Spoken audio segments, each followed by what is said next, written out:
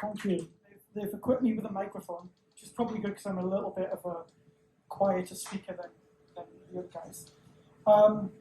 So I'm Andrew. I'm the CEO of an augmented reality startup called Dent Reality. Although we're kind of going through a bit of a rebranding right now, so flipping it up a little bit, if you caught it. More on that at some point in the future, I guess. So I've been an iOS developer for a long time, like 14 years or something, since I was at university.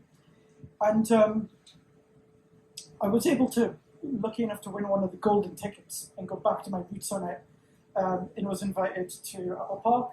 Who else, by the way, in the room was at Apple Park for Dub this year? One person? Only one person? Okay, great. What did you think? Easy. Yeah, it was awesome, yeah. We got to kind of explore Cafe Max and kind of managed to sneak away up to the very top floor inside the ring and everything like that. So, yeah, it was an awesome experience. I got into augmented reality about 5 years ago when Apple introduced the new ARKit platform. And I was really interested in the idea of what if you could, technology right now, your interaction with technology is kind of like buried within a screen, right? It's a digital interaction with a screen, whether it's a computer or a TV or whether it's a phone. It's always this interaction with the screen. But what if you could bring that digital experience out of the screen and you could have virtual overlays on all sorts of aspects of the real world? What if you could combine those things? And so I thought augmented reality was an incredible technology to enable that to happen. And so what I did initially was I started by creating an open source project which would combine ARKit with core location. And the idea there was this would unlock incredible potential things. You could do point of interest experiences like showing buildings on a skyline. You could use it for navigation, right? This is a demo that I did actually right at the very start. This is about 5 years ago down at Moorgate, where you could kind of type in Starbucks into this little app that I built on my library. And it would show you this virtual overlay on top of the real world, so you could follow the path and find your way to Starbucks around the corner. So I open sourced it. It became the most popular open source project for ARKit, which it still is. And this was just an incredible moment. Suddenly kind of, if I go over to the developers tab here, it was kind of like number one developer, me, and number two, like Facebook, number three, like whoever else. So this was a pretty surreal moment. One of the things that also came off the back of this was that I started to get a lot of interest and a lot of emails from some of the biggest locations, the biggest businesses in the world. And they all kind of had the same idea of what if we could take technology and we could integrate it with our locations and provide a digital experience to people. And the kind of work that I was doing seemed aligned with that. And so I kind of went, okay, well, you're really well resourced and everything, like, why can't you just go and do it? Turns out there's like a series of technology problems that need to be solved in order to provide kind of like a digital experience in an indoor space.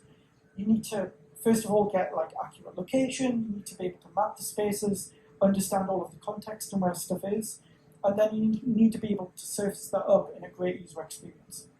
And so we said, okay, well, if we could kind of build a platform that does that, sort of like a spatial platform which does that for every location in the world, that would be pretty insane. And we could just solve that end-to-end problem for people. And so that's the path that we've been on for like the past 4 years now. This is kind of what we envisage the future looking like, right? With all of these virtual overlays everywhere. And eventually we want to power a lot of these experiences. And I want to show you where the product is today. So we're working with retailers of all kinds around the world. This is one of the videos we showed recently. Well, we've got some really interesting things here. So we've got the map view. You hold the map view up, and the map drops down, and you get the augmented reality overlay. And you can just switch between them naturally. People pick whichever one they feel they prefer. And eventually find the item that you're looking for. We also experiment a lot. So we've got, we realized that we needed to do a lot of research and development on how to build an awesome AR experience. There's not that much written about it. And so this is a giant compass view that we built. And again, you hold the phone upwards, transitions into augmented reality, bring it back down, you've just got this giant arrow, which takes you step by step to find the exact item in the store that you're looking for. So what I wanted to do was I wanted to really give a talk about this, right? So there's a bunch of stuff that we do, which I think is pretty interesting, around the location technology and how we map spaces, a thing called traveling salesperson, which if you know it, is like if you've got like 30 items on a shopping list, you can imagine how many combinations there are. It's like a 1 followed by 30 zeros. And so you need to organize that list for someone on an iPhone 7 in like a fraction of a second. And so there's some really interesting problems there. But the one that I want to focus on today is one that doesn't get spoken about enough, which is that if you were to build an iPhone app in 2008 or 2007, if you use the jailbreak thing, then it's you know what a button looks like, and you know how a scroll view works, and you know how pinch to zoom works, and all of that stuff is already built and out of the box, ready to go. You know what an app looks like. Now, if you're trying to build an augmented reality experience, there isn't much written about it, there isn't much guidance, you kind of have to start from the basics and figure it out for yourself. And so I wanted to just share some of the stuff that we've learned in building this, in building the augmented reality experience that you've seen. So I'm going to switch over and just talk through code for the rest of the session. Let me start by just running this app that I've got here on the phone. And by the way, I should point this out, I'm going to try and do this two-handed. People say, what do you need in order to get started in augmented reality? You need like the longest lightning cable you can find. This is literally a 6-meter cable. So you can see a few things here, right? So first of all, you do the setup process. On this phone, it happens pretty quickly. We've got LiDAR in the back. On other phones, it might take a bit longer, it might take longer to find the surface. But that's kind of the setup that you do. You wave the phone around. And then what you get is you get this kind of navigational path. Now, this path doesn't come free with Scene Kit or Reality Kit. This is actually another open source library built by Maps, sitting right there, to make it super easy for any developer to put a path on the ground, which is great. I'm now about to pull it down. The library is great, and it's really great the way that it works as well. Here's the problems with when you draw a path in navigation that we find, is that people aren't always walking straight forward towards the path, right? Let's say this is a path that goes along there and kind of out the door like that.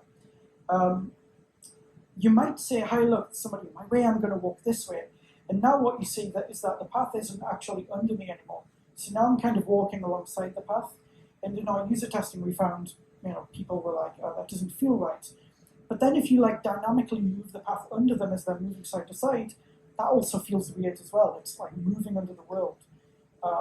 So it's a bit of a tricky thing. Another one of the downsides of this is that in order to lay the path on the ground, we need to know where the ground is, right? We need to know that horizontal plane. And that's why with augmented reality, we saw that setup process at the start. And we discovered something really interesting. If you don't put anything on the ground, if you don't put any AR elements on the ground, you don't need to know where the ground is. And so therefore, you can skip that entire setup process. Somebody can just launch the app and get going with augmented reality without any setup. People normally think it requires that, but that's only if you put stuff on the ground.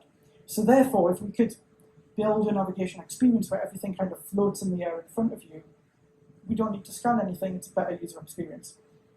So what I want to do is I want to talk you through that step by step and build up this experience. I'm going to try and do this while holding a phone, holding a microphone, and also running code at the same time. Maybe I'll put the microphone down. The first thing I'll do is I'll get rid of our path node, and I'll bring in the kind of first thing that we want here is our direction node. By the way, so this is a class I've built called Hyperspace for no particular reason. And it's kind of built on AR scene view. So when you start augmented reality, you get a choice of kind of reality kit or AR scene view, which is basically AR kit plus scene kit. A lot of reasons you might choose either of them. Debatable. Reality kit was meant as the kind of version 2, but actually hasn't been updated with any big new features and still isn't feature compatible with AR Scene View. So I'd recommend AR Scene View if you're going to get started because it has more features. So let me run the app again. So I've removed plane detection, so we don't need plane detection, which means we can get right into the experience. Cool, so there we've got the big arrow. Now, I have positioned it here in the world about 15 meters away.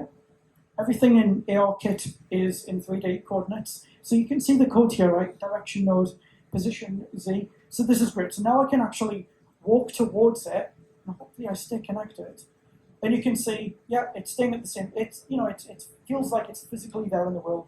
I get a sense of where it is and how far away from me it is as I get closer. And I've got that big text underneath it.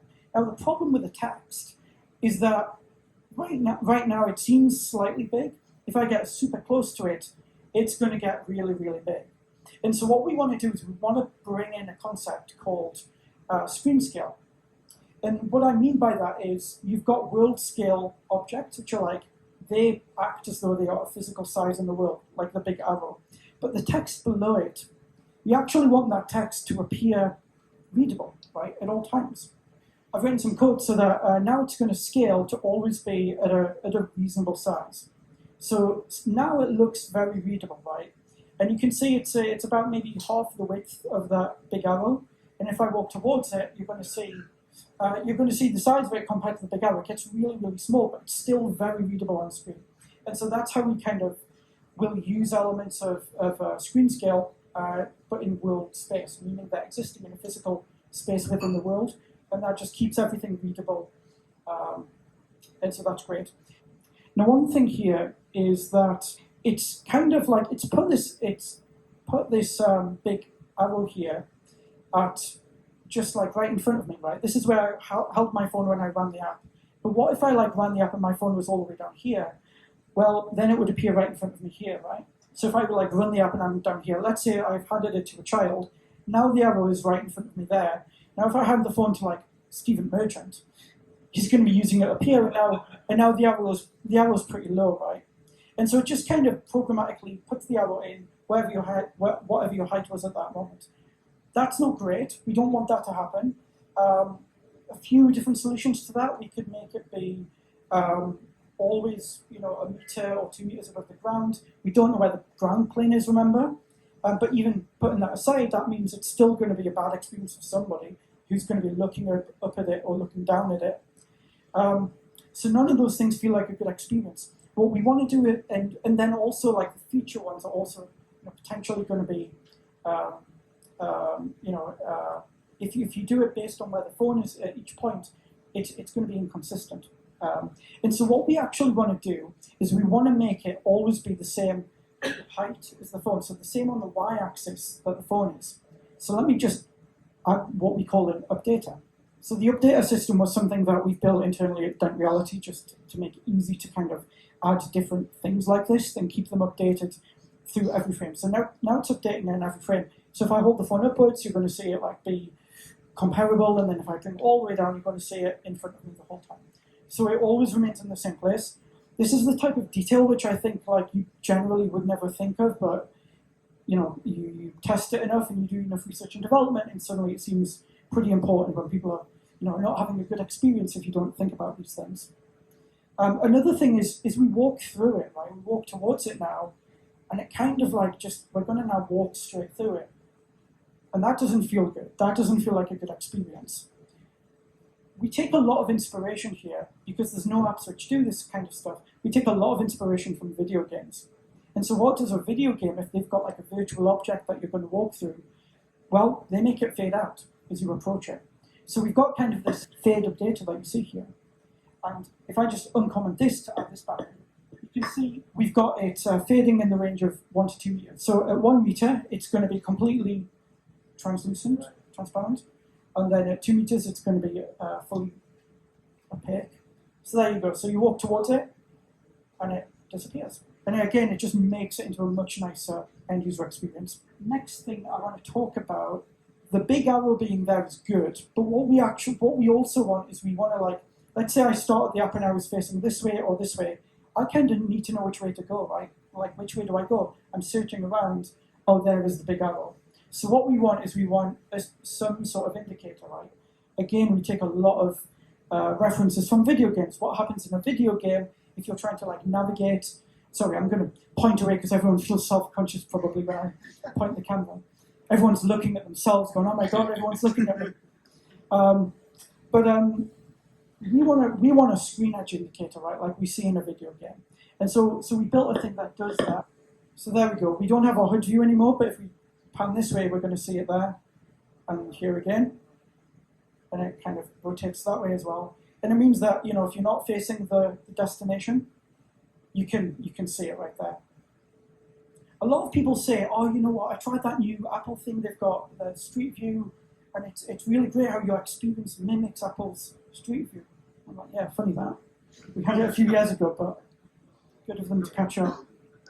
So let me put in the kind of final touch here. This is something else which I'd also expect, by the way, to see a lot of other people doing in the future, because we've just done a lot of research and development and figured out this is the best way, in our opinion, but we've tested a lot of different concepts, and we find that these things work really well. So what we've got now is we've got these guidance dots, and we don't have so many of them because the destination's right there. So there we go. So the destination's going to appear all the way through that wall. By the way, it's impossible to build augmented reality if you're like working in a coffee shop, because you're sitting at your computer doing this, and everyone's like looking around at you like, "What's this guy doing?" But yeah, so now we've got these incredible guidance dots where, as we walk forwards here, they disappear just like the big arrow did, and they'll reappear here. And I mentioned the path. Like, what happens in that path, right, where you move to the side, and the path, just doesn't like move under you, and that feels weird. Well, the guidance dots through all of the code that I've got on the screen here are actually oriented always between you and the destination. So they're always coming right in front of you. You can always follow them. You never have to hunt around and find where they are. That's kind of a detail that nobody ever kind of notices necessarily or comments on, but it makes a huge difference if you didn't have that in there. Well, you see the problem here is that what we've got now is we've got our big arrow that we've beautifully designed, and it's right in front of us. And we've got our text label, which sits below the big arrow, like about here. And then we've got the guidance dots, which also sit about here. So if you've got enough guidance dots, they're going to cover that arrow. So how do we solve this problem? How do we make sure that the text there, how do we make sure that the text isn't obscured? Well, nobody's ever noticed this before. The guidance dots actually tilt down by about 3 degrees. So if I comment this out now, what you're going to see is that they actually tilt downwards. And so they don't obscure the label at the end. And they also don't look like they're tilting downwards. Like, they look like they're going straight forward. Nobody's ever noticed this. Nobody's ever commented on it. And as you walk towards them, they also very slowly pan up as well. So they're always back in the right position as you approach them. So I think that's all of the kind of elements that I wanted to talk about which go into this experience.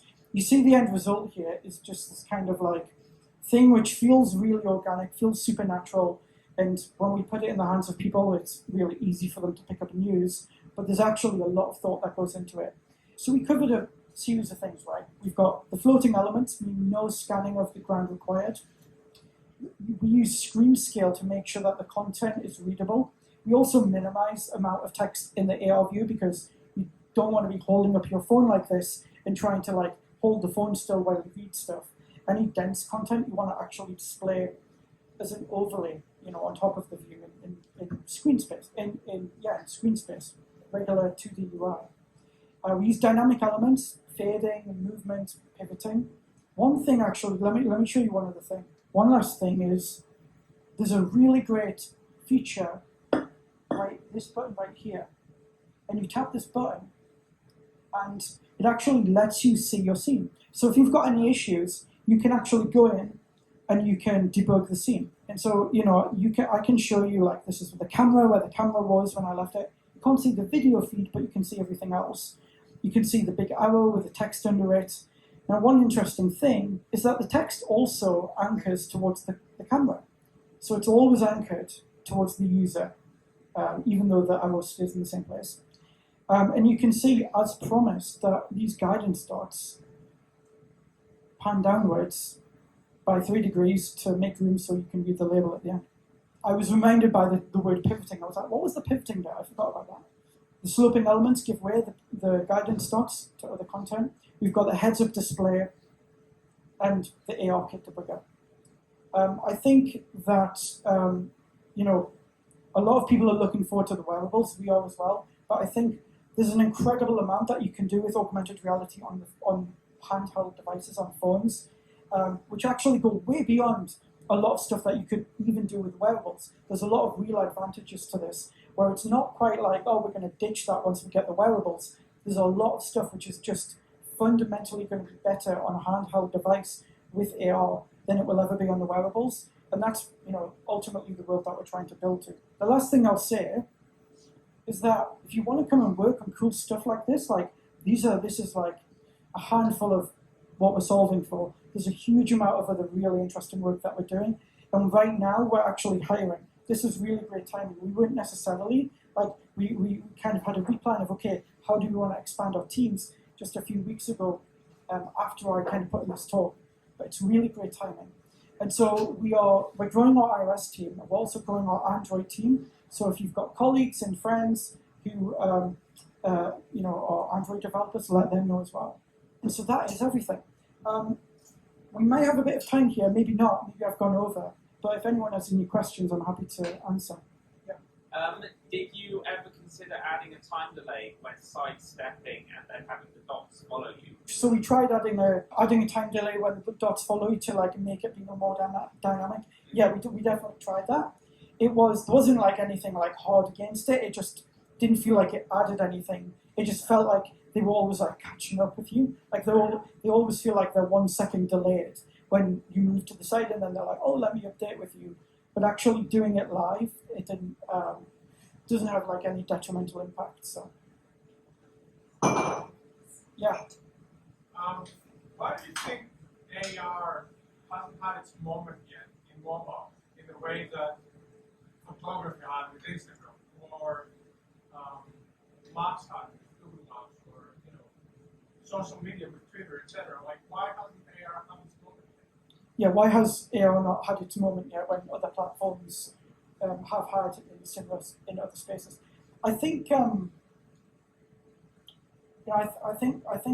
I think it is having its moment, and I think we're seeing it.